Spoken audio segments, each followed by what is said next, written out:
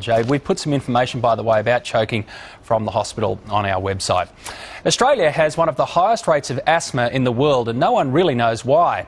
But there's a new weapon in the fight against asthma and other conditions that affect our breathing, and you're not going to believe where you'll find it. David Richardson has more. Okay, I'm coming in. They call it the ultimate sandpit, but these kids aren't here to play. They're here for their health. It's good fun for them. Kids can sit here and just play, as well as getting the treatment. It might look like sand or snow, but Jasmine is playing in salt. 3 tons of it. And while she plays, she's breathing in microscopic particles that are supposed to be relieving her breathing problems. She's been getting a lot of colds, and I feel that it's helping her a lot.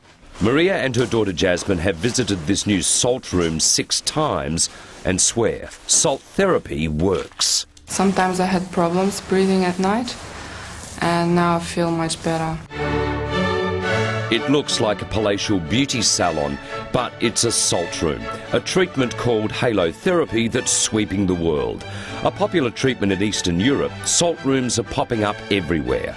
In massive salt caverns overseas, people have installed chapels, a concert hall made of salt, even a soccer pitch.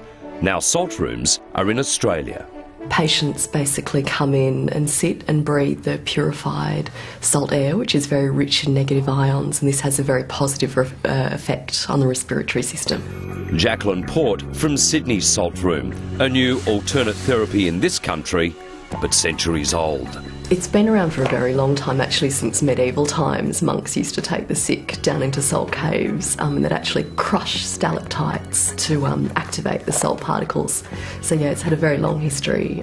The rooms are made entirely from salt blocks, 20 tonnes in all. The floors then seeded with tonnes of crushed salt like sand. A pump also sprays the room with fine salt particles which are inhaled. Advocates boast the salt can help more than a dozen ailments.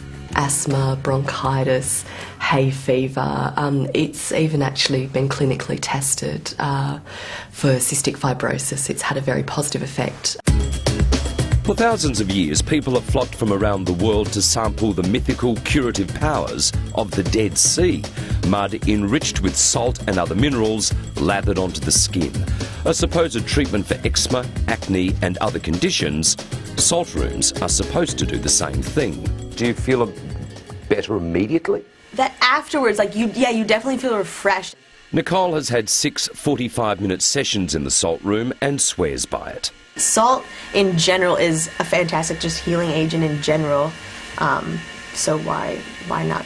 Why You're not convinced? use? Yeah, absolutely. People are very interested in complementary therapies, and there are lots of them, and what we need to do is find out which ones of them work and then put them into our treatment armamentarium.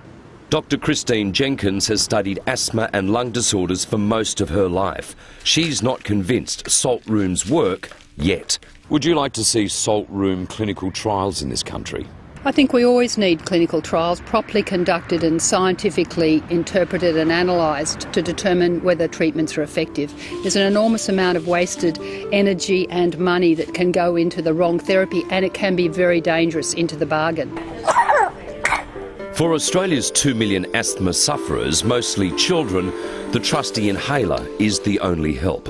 But with salt rooms taking off around the world and now here, doctors are urging patients not to abandon their regular treatments, but use salt rooms as an additional help. Seeking alternative therapies ahead of proven approaches to asthma management is not a wise idea. There is no substitute for a regular preventer medication, none at all. Coming up, a crash course, What, you don't understand the road rules?